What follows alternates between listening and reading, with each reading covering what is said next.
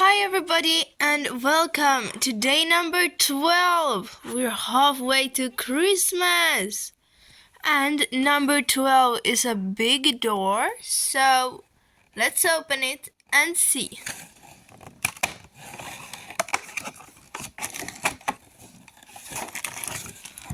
Oh, it's the super cute dog. It's a English Cocker Spaniel. Oh, nice. Very cute. The thing that I'll be adding to the stable today is the pony cart.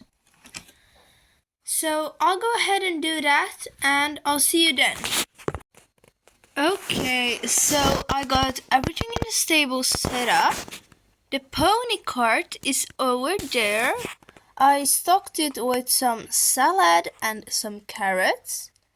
And it's probably about to deliver those to the stand where I put the Cocker Spaniel. I considered naming him Connor.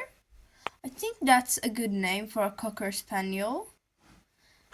And that's everything for today. I'll see you tomorrow for day number 13. It's so crazy that we're over halfway to Christmas.